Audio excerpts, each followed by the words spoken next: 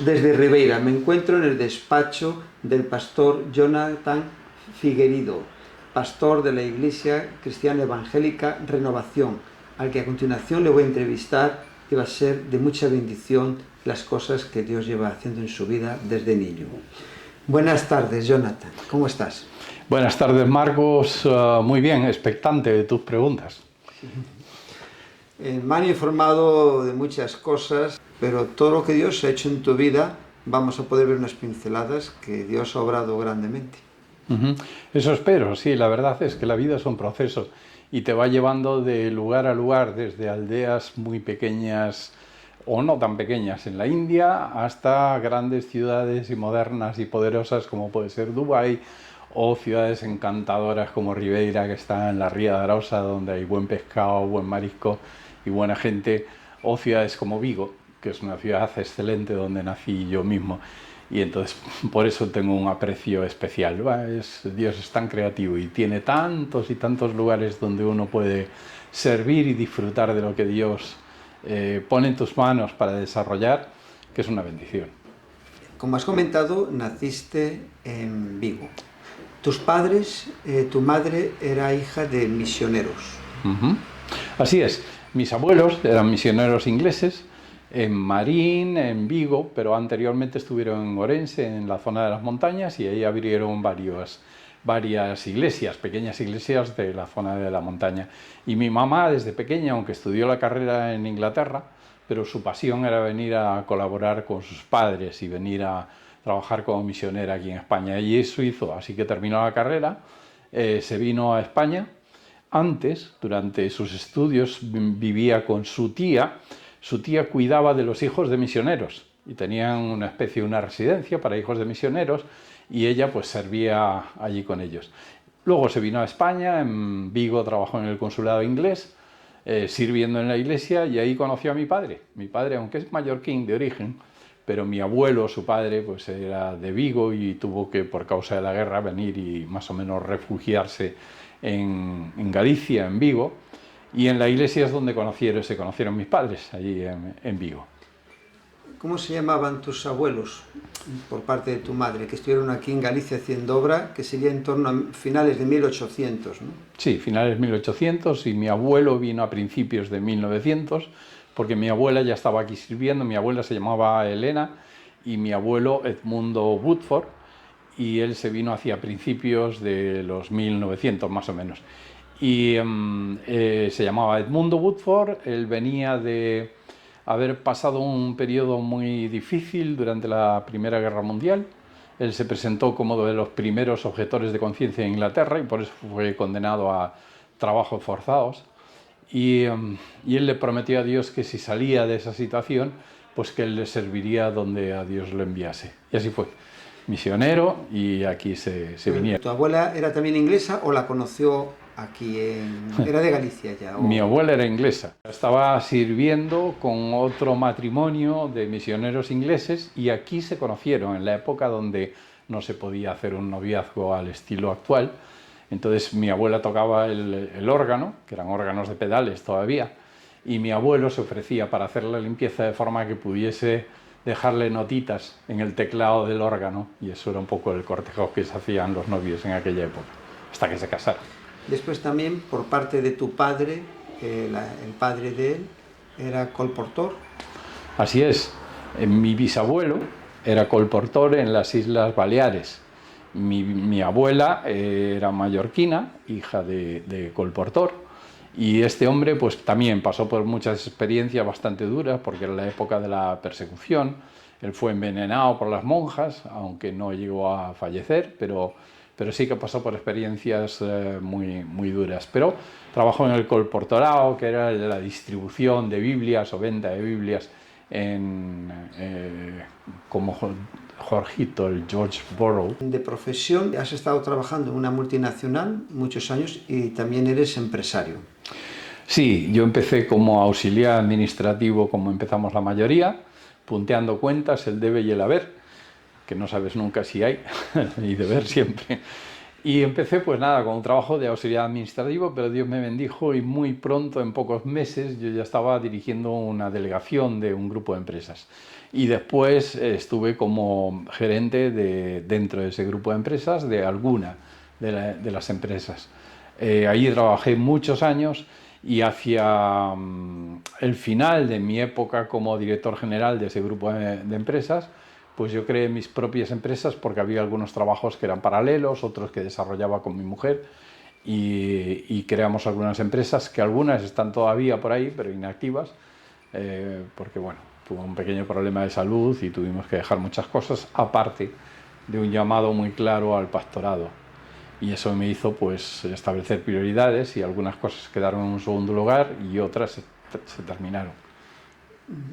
¿A qué te dedicabas? ¿Las empresas o el mundo que has trabajado de la empresa, qué trabajabais? ¿Qué hacíais? El primer grupo de empresas donde yo desarrollé un poco trabajos de dirección se dedicaba al mundo del pescado, pero teníamos toda la cadena desde la extracción con buques congeladores a bordo en muchos países del mundo, el transporte, el procesado, el congelado, y la distribución y venta en los mercados centrales. En Mercamadrid teníamos 12 puestos de venta de pescado y en varios países del mundo donde hacíamos el envío de, sobre todo, el gambón congelado que venía de la zona de Argentina y aunque de África también hemos trabajado mucho. Ese era el primer grupo de empresas donde estuve 12 años. Y en el segundo grupo de empresas donde estuve otros 12 años se dedicaba al sector químico. Y ahí es donde desarrollamos trabajos de los que si quieres hablamos después, pero que fueron el trampolín misionero para la pasión que yo tenía por el mundo misionero. ¿Y tu esposa se llama? Mi esposa se llama Ana, ella es de Ribeira, pero de Ribeira de verdad. ¿De aquí donde estamos? Donde estamos, nació aquí y una apasionada de esta tierra. ¿Y cómo conociste a tu esposa? Es un poco curioso porque mi esposa y yo éramos vecinos. Yo vivía en el primero y ella en el segundo. Pero nos conocíamos desde pequeños, desde que ella nació prácticamente, y había una relación de amistad, de vecindad y de miembros de la iglesia. Yo había tenido una novia con la que terminamos, y son de esas situaciones que se dan muchas veces en la vida, de que no te fijas en quién tienes al lado y al final pues bueno, la relación vino por ahí. Coincidíamos al terminar las reuniones junto con mi hermana y mi cuñado, que al final es primo hermano de mi mujer, y coincidíamos al terminar la reunión, salíamos juntos y ya sabes, el roce, el tener el contacto, hablando de todo tipo de cosas, del día a día, pero de las cosas del Señor también, pues nos llevó a descubrir de que podíamos hacer algún proyecto juntos. Y eso fue. Sois una familia hoy en día súper numerosa. En aquellos tiempos pues era normal tener 6, 5, pero tu padre del primer matrimonio, porque vuestra madre murió muy joven, ¿no? Con 44 años, me parece que me dijiste, ¿no? Sí, así es. Mi madre murió muy joven con un cáncer que en un año, desde que se lo detectaron, ella se fue. Y tenía 44 años, cumplidos el día anterior, y 8 hijos. Pero mi papá se casó por segunda vez, un tiempo después, y tenemos 3 hermanos del segundo matrimonio. O sea que en total somos 11, un equipo de fútbol, siempre digo. ¿Y qué tal así una familia tan numerosa para las reuniones, para todo? Pues mira, es muy bonito, a pesar de que cuando me casé, los primeros meses, la paz de no haber ruido en casa y de no haber niños por medio, porque yo soy el segundo, por tanto todos los demás eran más pequeños, pues era una paz que por un lado deseaba. Sin embargo, al poco tiempo yo echaba de menos el ruido, el pelearme con mis hermanos, o el poder discutir con ellos y llevarnos súper bien, sin ningún problema. Entonces, se lleva bien, y sobre todo porque entre los hermanos somos muy distintos, y siempre hay muchas cosas que aprendes a convivir, aprendes a valorar a las demás personas, porque hay de todo en la familia.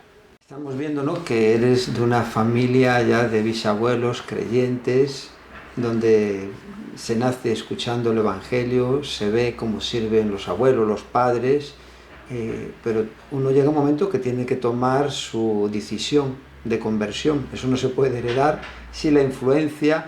¿Y cómo fue tu conversión donde estás en un ambiente, ¿no?, siempre de personas sirviendo al Señor y en su obra? Sí, hay tres cosas fundamentales. La primera es que como siempre te has criado en medio de... Yo nací en una iglesia prácticamente, nací en una familia con antecedentes donde vivíamos junto con mis abuelos, los misioneros. Entonces no te sientes el gran pecador. Yo escuchaba testimonios de personas que habían tenido un cambio radical en su vida y yo decía, yo no sé si seré creyente o no, pues cuando yo era niño, porque yo no he visto ese cambio tan radical en mi vida y no había grandes cosas que tenían que ser transformadas. Y eso me generaba una cierta culpa. Pero yo, intelectualmente yo conocía perfectamente lo que era el plan de la salvación, entendía que era una decisión personal, entendía que tenía que arrepentirme de mis pecados, pero hubo un detalle en mi familia que es el que me llevó a entender por qué Jesús murió en la cruz por mis pecados. Y recuerdo una vez que yo era bastante revoltosillo cuando era joven, muy pequeño, y recuerdo una vez yo metí la pata y hice algo que no estaba bien hecho. Y mi padre se enfadó mucho y mi madre se autoinculpó en mi lugar. Y ese día es como si se me hubiera quitado una cortina de los ojos. Y entendí perfectamente lo que Jesús había hecho por mí. Lo mismo que había hecho mi madre. Inculparse en mi sitio y al final quien se chupó la bronca fue mi madre, en lugar de chupármela yo. Y eso fue digamos que el primer paso donde yo entendí perfectamente lo que era la decisión que yo tenía que tomar. Pero después, con 18 años, que yo incluso predicaba en la iglesia, o sea, tenía ya vida de iglesia, creo que tuve allí el encuentro que más cambió mi vida. Yo estaba pasando por un momento de dificultad, mi madre ya había fallecido, en la iglesia donde yo estaba se había producido una división, mi héroe, que era el pastor que estaba en esa iglesia, pues había cometido un error y entonces a mí se me había caído todos los castillos y llegué incluso a dudar de Dios. Pero en medio de todo eso, en medio de una tormenta que yo adoraba las tormentas y las miraba con mi madre desde la ventana de casa en Ribeira, aquí en Ribeira, pues a mí me entró pánico. Y en medio de ese pánico yo escuché a unos pajaritos cantar que teníamos en casa, en la casa donde yo vivía mientras estudiaba mi carrera, y oí la voz de Dios que decía, si yo cuido uno de estos pequeñitos, ¿cómo no voy a cuidar de ti?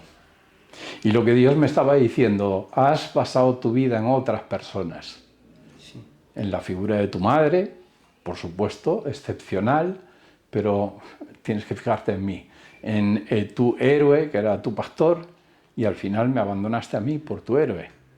Y al final entendí de que ahí es donde se produjo el mayor cambio en mi vida, porque empecé a depender directamente de Dios.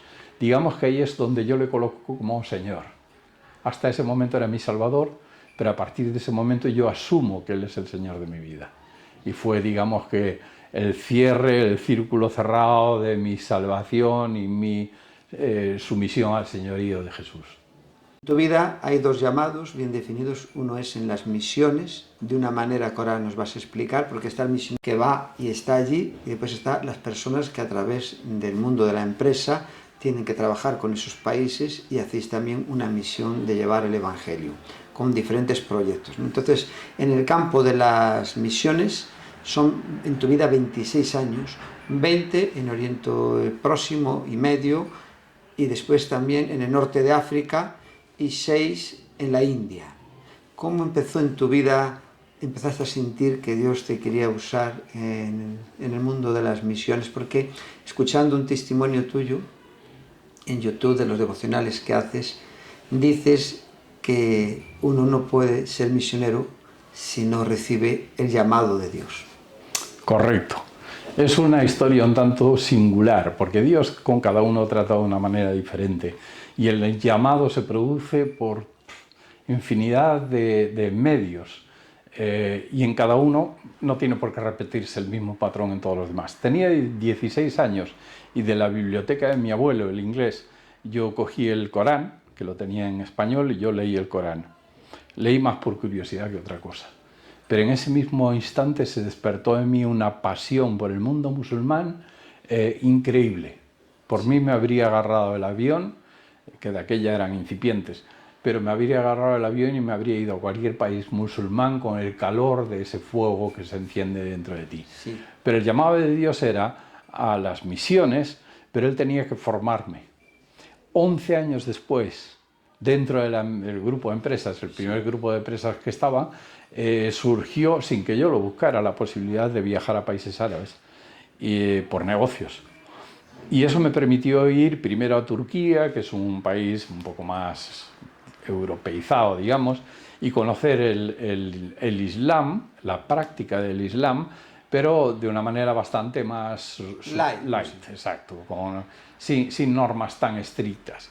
Estuve durante bastantes años trabajando con Turquía, yo iba y venía, y poco tiempo después, cuando ya estaba dentro del siguiente grupo de empresas, recibimos una petición digamos que de ayuda, una oferta de trabajo en colaboración en Argelia, en el norte de África, en los países del Magreb, y desarrollamos una estrategia empresarial que no era exportación pura y dura, no era te vendo un producto terminado, sino que para evitar aranceles, para evitar costes de logística, pues decidimos hacer una base concentrada de nuestros productos, diluirlo en destino, donde se le añadía agua, perfume y colorante, y nos ahorrábamos el transporte de todas esas cosas.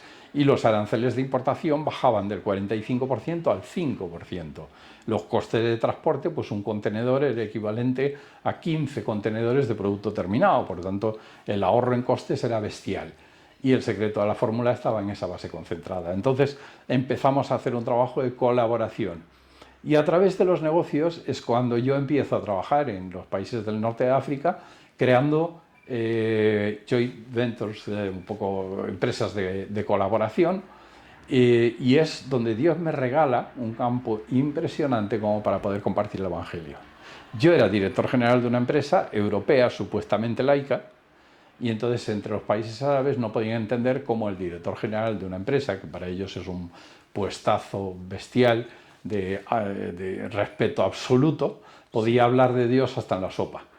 Entonces yo hablaba de Dios como algo natural dentro de los negocios. Y eso me abrió tantas puertas como que en Túnez, que fue donde creamos la segunda fábrica, una de las socias que yo tenía era una ministra del gobierno, con la que podíamos hablar abiertamente del Evangelio. Y ahí se creó un campo misionero al que no se puede llegar de otra manera si no es, creo yo, a través de los negocios. Dicen que tú, que era algo como que desde niño te llamaba la atención, y supongo por la trayectoria de tus familiares, pero que tu campo primero, como tu escuela, hablas de Turquía, que allí hiciste muchos amigos y que te llevó un tiempo porque primero, antes de hablar, estuviste observando cómo son ellos. ¿Cuánto tiempo te llevó adaptarte a ellos, a su cultura, para poder tener un tiempo de después entrarles con el Evangelio? Bien, yo una cosa que aprendí desde pequeño, que es una de las ventajas que tienes cuando naces en un hogar misionero, por mis abuelos misioneros, mi madre misionera, es el hecho de que aprendes a ver, a oír y a preguntar.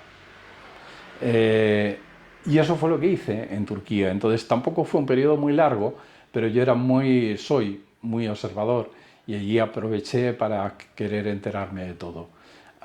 Sé que un país diferente lo que agradece es cuando te interesas por su vida, por sus cosas, por su cultura. Y a mí me interesaba, yo realmente me estaba beneficiando yo. En lugar de mostrar solamente un interés por ellos, pero era un interés interesado, un conocimiento interesado. Entonces no fue muy largo, yo estuve varios años yendo a Turquía, pero mi relación con ellos fue muy cercano. La verdad es que esa pasión ya se había producido en mí hasta de pequeño. Nosotros vivíamos en Vigo, mis abuelos. Entonces la entrada en España se producía por Vigo, porque la gente venía por barco de los misioneros ingleses y solían hospedarse en nuestra casa, en casa de mis abuelos, un periodo de tiempo para perfeccionar la lengua y conocer un poquito la cultura española. Entonces eso hizo que yo me empapé de información acerca de misiones. Ahora, la cultura árabe, que es la pregunta que tú me haces, me vino bien el periodo de Turquía, que fue como una escuela. donde aún mantengo un montón de amistades con las que mantenemos una relación, incluso relación cristiana, porque yo ahí conocí el ministerio que estaban realizando Carlos Madrigal con su familia, que es español, bueno, bien conocido en España en el tema de misiones en Turquía, y aprendí mucho de él y de las estrategias que utilizaba, porque el salto que se produjo después fue bestial.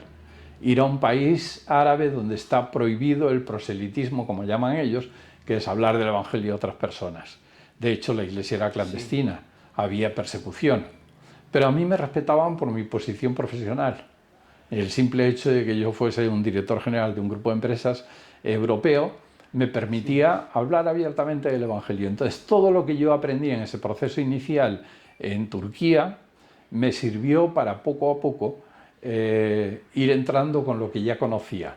Y hasta tal punto era mi relación con estas personas que en mis viajes solían llevarme a comer con el imán principal de Argel, de la capital, porque lo que les gustaba a ellos eran nuestras conversaciones. Claro, ellos provocaban que fuesen polémicas, que fuesen de apología, pero yo había aprendido que no se levantan murallas, se tienden puentes. Y entonces terminábamos teniendo unas conversaciones increíbles. Y a mí me presentaban como, te voy a presentar al cristiano que conoce el Islam más que la mayoría de los musulmanes. Esa era la presentación que hacían de mí, porque yo me empapé del Corán, me empapé del Islam, hasta el punto que llegaba en una ocasión a predicar el Evangelio con el Corán en la mano. Ya sé que alguno se puede escandalizar si escucha eso, pero me da igual. 95 veces se menciona a Jesús en el Corán. Muchos suras hablan de un Dios grande y misericordioso. Nos lo ponen en bandeja, como para presentar a ese Dios grande y misericordioso que demuestra su misericordia a través de Jesús. Claves, puente, estrategia que dijiste, esto me va a ser muy útil. Sí. De tus observaciones o hablando con esta persona que has comentado, ¿qué hay que tener en cuenta si el que quiera entrar en este campo de misiones? Pues mencioné antes una de ellas, que es la de ver, oír y preguntar. A veces decimos, utilizamos otros términos, pero ver, oír y preguntar es lo primero.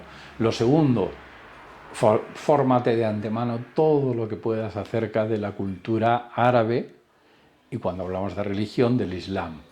Conoce todo lo que puedas de antemano, porque te va a permitir saber dónde puedes tender un puente en lugar de levantar una muralla. Y si sabes que hay temas que lo único que van a hacer es crear diferencias y van a separar, ni los toques. Hay cosas que solo el Espíritu Santo de Dios va a poder cambiar en la mentalidad de las personas.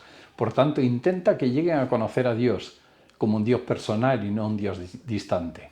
El Islam suele hablar de un Dios grande y misericordioso, pero como algo lejano. Mientras que cuando hablamos de relación y hablas de un Dios cercano, al principio les cuesta trabajo aceptarlo y entenderlo, pero cuando te oyen orar se quedan alucinados, literalmente. Entonces, tiende a crear puentes y nunca levantar murallas. Entonces, consejos prácticos: infórmate bien, observa, escucha y pregunta. La pregunta, aparte de ser un método de poder llegar a las personas y poder decir cosas muy fuertes sin que ofendan, la pregunta demuestra un interés. Estás demostrando, entre otras cosas, interés. Y incluso a través de las preguntas puedes llegar a hacer afirmaciones solapadas que no ofenden. Tú puedes llegar a preguntarle algo a una persona pensando en que simplemente estás recabando información, pero realmente le estás dando información. Entonces es un método muy práctico. Mostrarse siempre con un respeto absoluto, no cuestionar absolutamente nada, incluso frente a algunas preguntas. Por ejemplo, una pregunta muy típica en el mundo árabe cuando quieren cuestionar el cristianismo es hablar de Jesús como el Hijo de Dios o hablar de la Trinidad. No entres en eso en las primeras conversaciones. Háblale de un Dios misericordioso, de un Dios de amor, un Dios que envió a Jesús. Y no hace falta decir en la primera conversación de que Jesús era el Hijo de Dios. Evidentemente lo vas a tener que decir porque es la verdad. Y porque si no, el sacrificio de Jesús no tendría valor, no tendría sentido. Pero no lo hagas no abras la boca diciendo eso, la primera vez que tienes que hablar acerca de Jesús, porque sabes que la persona va a taponar los oídos automáticamente y va a levantar una muralla. Entonces, aprender a tender puentes y a escuchar. Y cuando en alguna cosa no hay acuerdo, yo respeto lo que tú piensas, pero yo pienso de esta manera. Pero siempre sin imponer. Lo que no se puede es intentar llegar y hacerles, exigirles que entiendan que lo que tú dices es verdad. Y aunque tú sabes que es verdad, pero ellos tienen que llegar a descubrir la verdad. De la cultura de ellos, lo que más te ha impactado y te ha costado. Bueno, al principio me ponía de los nervios el concepto del tiempo. En los negocios en Europa, en España, en la mayor parte de los países son inmediatos. Llevas una agenda, mi primera agenda que llevé no se cumplió ni el 20%. Entonces ya después terminas acostumbrándote a que hay un protocolo, el protocolo es saludar a los amigos, al director de zona del banco, a personas que están en otros empresarios, que incluso hasta pueden ser tu competencia, pero entra dentro del protocolo hacer una serie de historias. Y luego el último día corriendo, pues te toca tomar decisiones y hacer reuniones. Eso es lo que más me ha costado a mí. Por lo demás, lo que me ha creado es una admiración muy grande a conceptos como la generosidad. El mundo árabe tiene una generosidad increíble, en algunos casos interesada, pero sigue siéndolo. Tiene un respeto por Dios que no es el respeto del que nosotros hablamos muchas veces, sino que es más miedo que respeto, pero hasta eso es un puente. Yo siempre les digo, me impresiona cómo tratáis, cómo habláis acerca de Dios. Digo, ahora, podéis dar un paso más, que es hablar con un Dios cercano y hablar con Él, no solamente hablar de Él, sino hablar con Él, intentar llevarle a eso. Entonces ese tipo de cosas cambian. Pero con respecto al concepto del tiempo, por ejemplo, lo que más me ha costado, la forma de tratarse en cuanto a la familiaridad y todo esto, también llama mucho la atención. Sí. No es lo mismo la relación en público que en privado, la forma de saludarse es diferente, se generan amistades con bastante facilidad, a pesar de que son desconfiados algunos de ellos, pero uno tiene que ser siempre muy prudente, porque cuando hay intereses por medio, no, le pasa como a nosotros, prima el interés a lo que puede ser la relación. Hay una persona que tú intermediaste y ayudaste con otras asociaciones para que fuera operada en Francia, pero después se convirtió que quería matarte. Sí, digamos que eso fue el primer fruto que yo pude ver después de 5 años del trabajo de siembra en una familia con la que yo mantenía una amistad muy grande. Y un día la mamá de la familia me llamaba por teléfono y me dice, mira, tengo a mi hija en París, tienen que operarla de cáncer, en Argelia no tienen medios como para hacerlo, y allí en Francia el gran problema es que no le cubren los gastos de la operación. Y dice, si en alguno de tus viajes puedes hacer escala en París, visítala. Claro, yo no esperé a hacer un viaje, sino que me cogí el avión y nos vimos en el aeropuerto en París, y ahí tuvimos una conversación de 2-3 horas aproximadamente, y ella entregó su vida al Señor.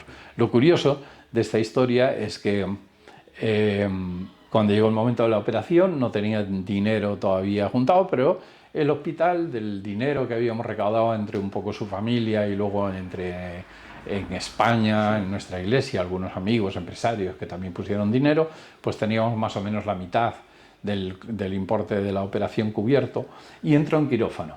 Sí. Estaba probado con todas las resonancias magnéticas, TACs y demás, de que tenía 16 tumores en el hígado y además distribuidos por todo el hígado. Cuando ella entró en quirófano estaba sola porque no le dieron visado a la familia como para acompañarla. Y los médicos, el cirujano se sorprendía porque le decía, ¿cómo es posible que entras en quirófano? Te van a operar a vida o muerte y sin embargo entras con una sonrisa. Y su respuesta fue, mi vida está en las manos de Dios y ahora mismo hay más de 400 personas que están orando por mí. El milagro. Cuando sale de la operación, el médico le dice, los 16 tumores estaban, pero superficiales. y en lugar de extirparte las 2/3 partes del hígado como estaba previsto, te hemos quitado una capa superficial y hasta el día de hoy ni quimio ni radio. Y te estoy hablando ya de casi 15 años. En el viaje siguiente que yo hice a Argelia, la familia quiso honrarme con una cena especial. Pero al terminar la cena en el hotel, empiezo a recibir llamadas, más de 40 llamadas en una hora, donde conocían mi nombre, conocían el nombre del hotel, conocían mi número de habitación y me daban 24 horas para salir del país. Yo hablé con la familia porque se identificó, la persona que era el cuñado, todavía no era cuñado, pero iba a ser el cuñado de esta chica, y según el Corán, el que convierta en infiel a un musulmán, pues tiene que ser muerto. Mi vida valía 300 euros, de aquella es lo que se le pagaba a cualquier persona como para un mercenario, como para asesinar a otra persona. Lo normal es que la embajada quería ponerme seguridad, pero yo no la quise, porque justo en ese viaje yo me había llevado como libro de lectura una trilogía escrita por un historiador leonés, pero que escribe en gallego, Xavier Alcalá, que habla acerca de la obra misionera de los protestantes en Galicia. Y justo me llevé el tomo donde hablaba de mi abuelo, entre otras personas, y de cómo ellos habían pasado situaciones muchísimo más difíciles. Y eso me trajo paz. Y encima yo sabía que cuando el enemigo se enfada es porque le estás tocando las narices, hablando en nuestro lenguaje. Y entonces digo, bueno, como estoy haciendo lo correcto, yo sé que Dios se encargará de cuidarme. Y así fue. Al final, después de varios años, probablemente 6 años después, nos conocimos personalmente. Esta persona que quiso acabar con mi vida, y yo en unas vacaciones en Gandía. Y él no sabe que yo era el Jonathan al que él intentó matar, pero llegamos a tener una amistad tan estrecha que él llegó a asistir a la iglesia en Gandía, y bueno, tenemos una amistad increíble. Como tú dices, en esos momentos piensas muchas cosas, y piensas de que la amenaza es real y puede ser real. La propia familia me pidió que abandonase el país porque no se fiaban. Sin embargo, bueno, al final Dios tiene control sobre todas las cosas. Y a mí, yo aprendí de mis abuelos y de otras personas. Y dice, cuando hay persecución, cuando hay ataques del enemigo, Dios está ahí. Es lo que dicen las bienaventuranzas. Bienaventurado cuando eres perseguido por mi causa. Entonces, yo dejé que Dios llevase el control de la situación, como de tantas y tantas historias me había contado mi madre y mi abuelo, por las que habían pasado ellos, y al final Dios estaba ahí. Son muchas las anécdotas en estos años, 20 años, pero después das un salto a la India. ¿Cómo fue eso? El salto fue en base a un trauma. Los negocios me iban súper bien en Argelia. Uno de los negocios que teníamos en España no iba tan bien, pero se suplía con todo lo que entraba por el trabajo en Argelia, donde yo ya había creado una empresa, junto con otra que había creado en Túnez. Estábamos ya cerrando el contrato para una empresa misionera nuestra, de mi esposa y mía, en Argel. Era un restaurante donde estábamos formando a un matrimonio en nuestro restaurante, el restaurante de mi esposa en Gandía. Estuvieron 6 meses trabajando con nosotros para formarse no solo en el tema de cocina, sino sobre todo en la forma de llegar a las personas. Ahí se llega en lo personal, con lo personal, en el tú a tú. Y el día que yo tenía que firmar el contrato, el alquiler de lo que era el local del restaurante, al ladito de la playa, con un apartamento encima, se me ocurrió visitar al agregado comercial de la embajada, que era un amigo, y le conté el proyecto. Él me dijo, el proyecto es fabuloso, pero como está fuera de la provincia de Argel, y Argelia estaba en un estado de sitio, nadie puede salir de la provincia del mundo diplomático si no tiene una autorización expresa del Ministerio de Interior. Dice, por tanto, tu principal clientela la vas a perder. No puedes abrir un restaurante. Y el segundo motivo es fuera de Argel. Claro, un restaurante español sin vino no es restaurante. Entonces dice, si tienes alcohol, te lo van a quemar al día siguiente. Y yo iba todo desanimado. Entonces me iba a cenar con mis amigos, porque ya me volvía para España al día siguiente, y me dio un infarto. un infarto que fue grave, pero la verdad es que como yo ya tenía una cardiopatía, pues me cuidé un poco y estuve acompañado toda esa noche para poder volver a España al día siguiente. 3 meses supuestamente me iba a recuperar, pero a los 3 meses me vuelve a repetir una situación y tienen que volver otra vez a colocarme stents. Y a los 6 meses me dieron la incapacidad permanente absoluta. Mi enfado con Dios, porque digo, ahora que yo estaba viendo el resultado del trabajo misionero y ahora me quitas de en medio. Pero pocos meses después surge a través de otro misionero inglés la posibilidad de la necesidad que tenían de personas con experiencia en plantación de iglesias y capacitación de líderes y pastores. Y entonces mi pastor principal de la red de iglesias en la que yo estaba, el Centro Cristiano Esperanza, pues me dijo, Jonathan, te necesito en la India. Y dice, vamos, tenemos que ir a formar pastores y líderes y además a ayudarles a plantar iglesias. Había que preparar material, recopilamos todo nuestro material de discipulado y hicimos un libro con 50 lecciones para que cada semana tuviesen los pastores y líderes algo para predicar. Empezamos con lo más básico, que era el nuevo nacimiento, el bautismo, y llegábamos hasta sanidad interior y guerra espiritual. Y durante 6 años, pues este pastor y yo, junto con otros pastores que también estuvieron colaborando con este proyecto, pues estuvimos viajando a la India, donde hacíamos conferencias con pastores y líderes, pero también desarrollábamos otra serie de actividades, como orfanato, como escuelas, como comedores, y luego algunos emprendimientos económicos. Sí. Porque el Intocable, que era la zona donde estábamos nosotros, está acostumbrado a poner la mano y pedir, que es lo que le enseñó el colono. Le dijo, yo te doy un puñado de arroz a cambio de que trabajes para mí, pero que no sepas nada más. Y nosotros teníamos que enseñarles dignidad. Dedicamos 2 años a decirles, eres digno porque has sido creado a imagen y semejanza de Dios y tú y yo somos iguales. Solo te falta desarrollar esas capacidades que están en ti o que puedes aprender. Y ese fue nuestro trabajo y creamos varios negocios para que los explotaran ellos. Nosotros hacíamos la inversión primera. Eso hizo que pudiera desarrollar un trabajo misionero totalmente diferente. Era un trabajo de capacitación, pero al mismo tiempo empresarial, aprovechando un poquito la experiencia. Y fue muy, muy interesante, que duró durante 6 años, hasta que yo ya me desplacé aquí a Galicia como pastor, y ya eso pasó. Yo ya no tenía tiempo como para llevarlo. ¿Era más fácil que el mundo musulmán o tenía otras complicaciones, idiosincrasia? O sea, ¿te costó más que el mundo musulmán la India? O porque allí hay mucho de... como hay clases, diferentes castas, ¿no? Entonces, ahí, ¿qué lección sacaste así de estar ahí y trabajar con estas personas?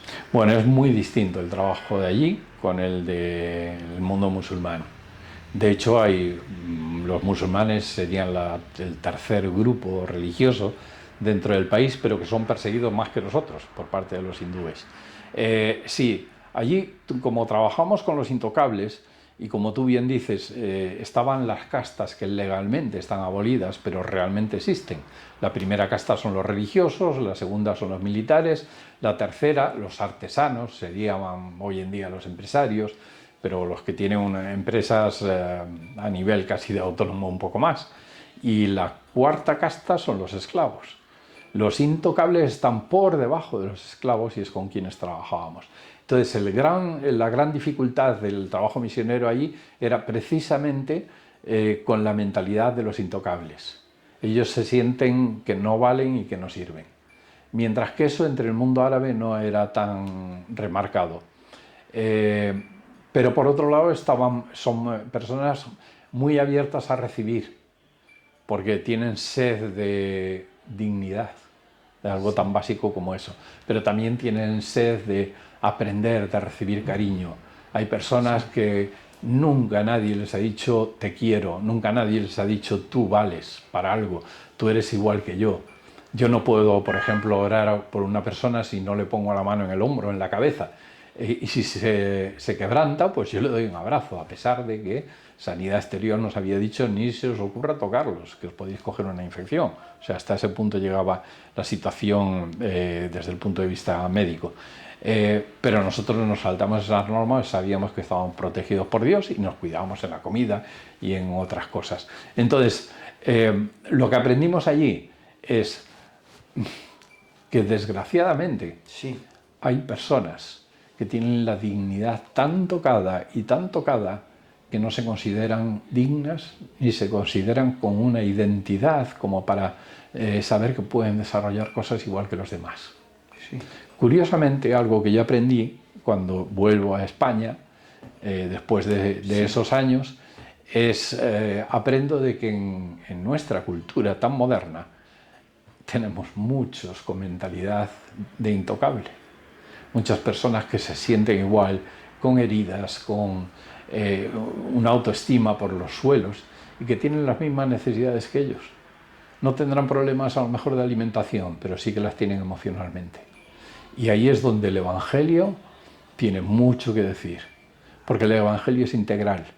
Entonces va a tocar desde las necesidades físicas y materiales hasta las emocionales y por supuesto las espirituales.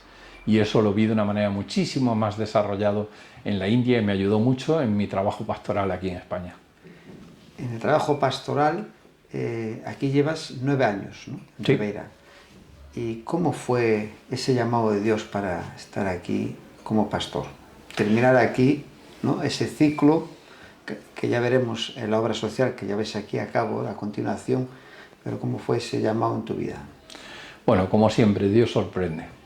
Porque yo una de las cosas que había dicho es que yo nunca volvería a Galicia para vivir. De vacaciones todo lo que quieras y sobre todo en verano, que se está más fresco que en Levante, donde yo vivía. Pero cuando Dios te llama, sucede algo que te cambia totalmente el chip. Yo le puse 3 pruebas a Dios, porque yo la verdad es que no quería venir. Yo estaba sirviendo en una iglesia donde yo fui muy bendecido y donde yo podía aportar algunas cositas por los dones que Dios me había dado, pero que me sentía pues eso, con el calor de esa iglesia, una iglesia grande, una iglesia, mis pastores eran mis mentores, era una situación muy especial. Pero el llamado era a venir aquí a acompañar a una iglesia que estaba en un proceso de renovación, de hecho ese es el nombre de la iglesia, estaba en ese proceso de renovación y me pidieron que les acompañara en ese proceso. Y como te dije, puse 3 pruebas a Dios. Yo soy de los gedeones, no de los gedeones que distribuyen Nuevos Testamentos, sino de los tipo Gedeón que ponen pruebas a Dios, y Dios nos enfada, como nos enfadó con Gedeón. Y las 2 primeras pruebas tuve respuesta inmediata, pero la tercera tardé 1 año en recibir la respuesta.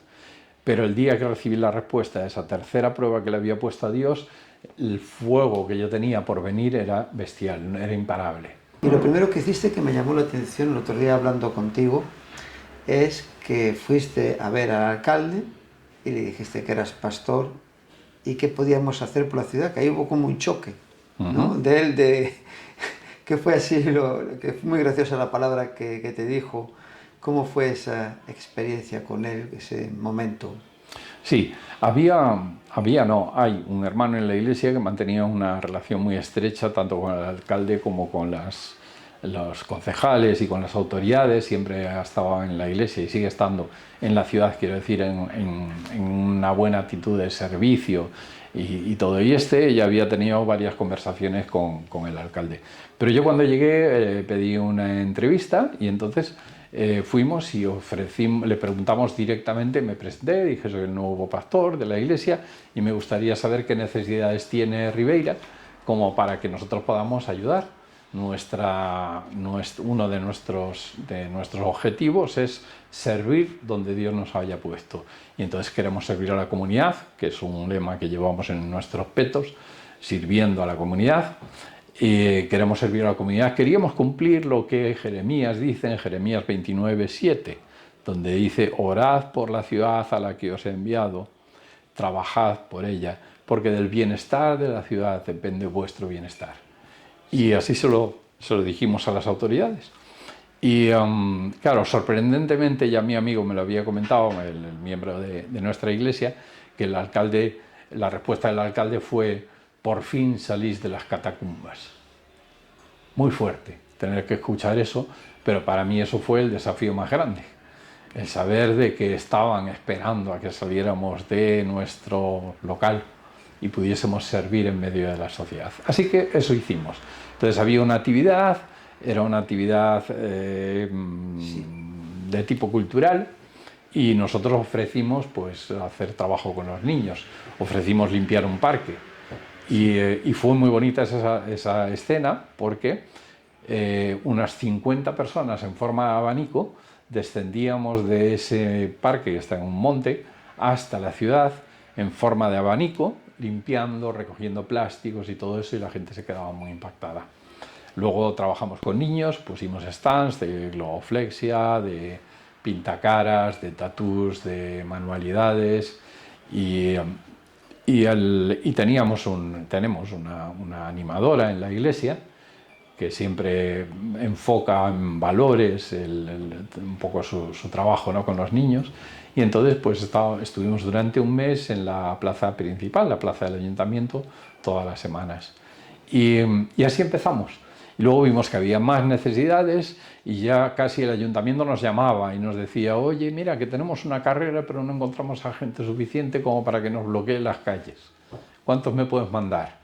Y entonces ahí se presentaban pues 15, 20, más personas a veces, en la cabalgata de Reyes, que todos los papás van sacándole fotos a los niños, que me parece lo normal, y los niños que van en las carrozas tirando caramelos. Pues hay un montón de niños que, por no haber una buena seguridad, pues en más de una ocasión han estado prácticamente bajo las ruedas de la carroza. Y nuestro trabajo pues consistía en acompañar a las carrozas y ayudar en la seguridad de todo este tipo de eventos.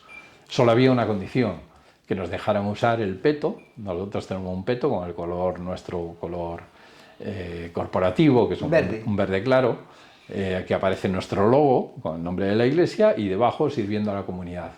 Entonces, en muy poco tiempo llegamos a ser conocidos en la ciudad por ese tipo de trabajo que hacíamos en eventos en la calle.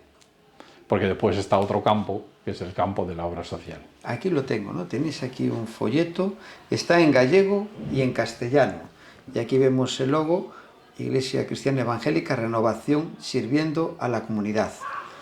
Y aquí pone Asociación Sin Ánimo de Lucro. Y aquí vemos que en esa colaboración que hacéis con el ayuntamiento, asistencia, aquí tenéis ayuda de emergencia, asistencia alimentaria, distribución gratuita de ropa, derivación de personas con accidentes, carencias estructurales o emocionales, servicios comunitarios, entretenimiento, animación, lo que has comentado, juegos, limpieza, parques.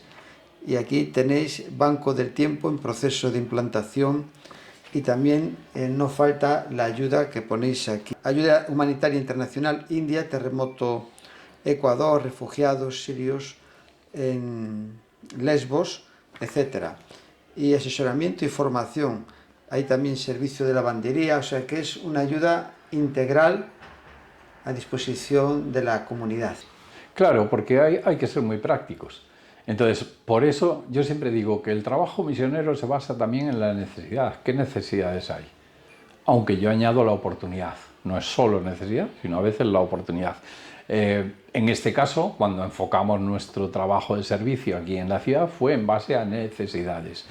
Y también alguna oportunidad. Entonces participamos en todo lo que sea posible con nuestros equipos.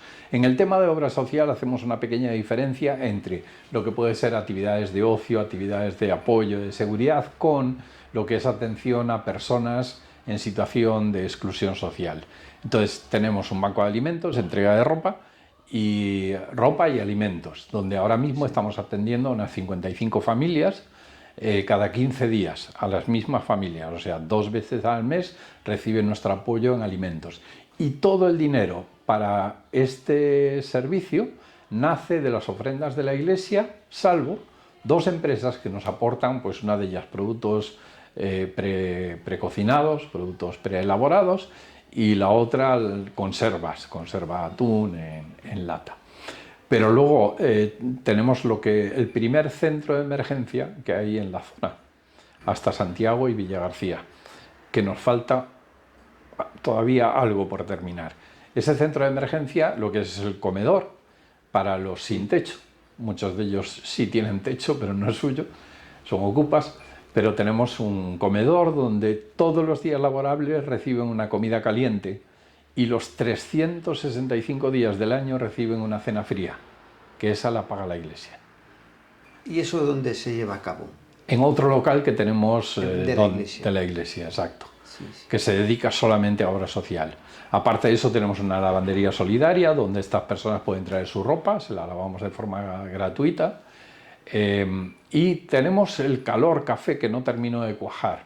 El calor café, la idea era sacar a los chicos de la calle por las tardes y que durante un par de horas por lo menos tuviese un sitio donde no solo refugiarse, sino echar una partida a las cartas o tener simplemente charlas, y incluso queríamos darles clases de guitarra y cosas así, pero al final no ha funcionado. Son gente que vive en la calle y, entre otras cosas, pues parte de sus acciones son de comercio, por decirlo de una manera suave, de trapicheo, y eso solo se hace en la calle. Entonces eso no ha llegado a funcionar. Y la última parte del centro de emergencia, una está en funcionamiento, que es la peluquería. Tenemos una peluquera voluntaria en la iglesia que les corta el pelo cuando ellos lo necesitan. Y la última, que todavía está en proceso, es duchas. Ribeira no tiene aseos ni duchas en ningún lugar público, salvo en el verano, que abren en las playas y cuando hay fiestas que traen algún tráiler con aseos. Pero nosotros queremos transformar los aseos que tenemos en la obra social en duchas para que de una manera regular y durante todo el año se puedan duchar. Y con eso cerraríamos lo que se llama un centro de emergencia. ¿De alojamiento no dais? Así pueden pasar una noche las personas que no tienen, están en dificultades. No, hubo un proyecto que funcionó hace años. Antes de que yo viniera aquí, había un lugar donde se acogían algunas personas, pero es muy conflictivo y eso, si no está tutelado las 24 horas, no funciona. Siempre que hablo con pastores o responsables de la obra social de las iglesias, dicen que es muy poco el resultado de que estas personas visiten la iglesia y tengan, pues eso, ¿no?, con el Señor una experiencia del nuevo nacimiento, ¿no? ¿Eso cómo lo veis aquí? Sí. La gente viene por la ayuda, está con la ayuda, pero muy pocos pues quieren interesarse por... Bueno, en una parte es verdad, pero hay una semilla que se siembra y esa semilla nunca se sabe cuándo va a dar fruto. Sí. Por ejemplo, cada 15 días que tenemos entrega de alimentos, antes de recibir los alimentos, ellos escuchan la palabra durante 5 o 10 minutos. Sí. Hay personas que han venido a la iglesia como resultado de lo que han escuchado ahí. Tenemos varias personas en la iglesia, pueden ser unas 8 o 10 personas, que han salido de la obra social y ahora son miembros bautizados en la iglesia y que participan en la iglesia.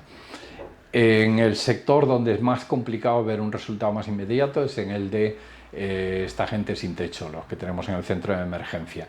La mayoría tienen un cierto deterioro cognitivo a consecuencia del consumo de sustancias, otros, bueno, tanto alcohol como drogas, y por su estilo de vida es muy difícil que ellos puedan venir a una iglesia. Aún así, de los que tenemos en el comedor ahora mismo, que no son muchos, ahora mismo estamos en un momento bajo, en el verano suele tener una pequeña bajada, pues hay 4 personas que sí que han estado en la iglesia. 2 de ellas continuaron en el Evangelio, uno de ellos en un centro cristiano. Él conoció el Evangelio, tuvo un encuentro con Jesús. Está siendo mucha bendición ver la experiencia, cómo vives la fe y lo que haces para el Señor. Y ahora, para terminar, un pasaje de la Escritura que siempre lo lleves como un ancla en tu vida, antes de mirar esta cámara y decir las palabras que Dios ponga en tu corazón. Sí. 2 textos que marcan mi vida. Uno de ellos es Jeremías 29:11, donde dice el Señor que tengo planes para ti, son planes buenos, son planes de bien y no planes de mal, para traerte una esperanza. El simple hecho de saber que estoy dentro de un plan de Dios, formo parte de un plan de Dios, aunque yo a veces me salga del plan y tenga que retornar otra vez al plan de Dios, me da la seguridad de un ancla. Formar parte del plan del Creador, del plan de Dios, te da toda la seguridad, todas las garantías y toda la responsabilidad de que, siendo parte del plan, cuando tú fallas, estás dejando minusválido ese plan. Por utilizar una palabra moderna, discapacitado ese plan. Y el segundo texto es la experiencia de Pablo. Pablo ya estaba cerca del final de sus días y él dice, cuando habla acerca de sí mismo, dice: con el mayor placer gastaré lo mío y aun yo mismo me gastaré del todo por amor de los demás, aunque amando más, sea amado menos. Sí. ¿Por qué me marca? Porque la vida tiene sus momentos agradables y tiene sus momentos de desagradecimiento. Y si no siempre es culpa de los demás, muchas veces es culpa de uno mismo, ¿verdad? Pero el ver la experiencia de un hombre que pasó por tantas situaciones, que lo dio absolutamente todo, Sí. a mí me motiva a seguir su ejemplo de darlo todo con el mayor placer, por amor de los demás, y aunque amando más, no tenga por qué recibir lo mismo que doy, sino a menos. Pero digamos que esos dos textos podrían ser fundamentales en mi vida. Y ahora, pues mirando esta cámara, lo que Dios ponga en tu corazón.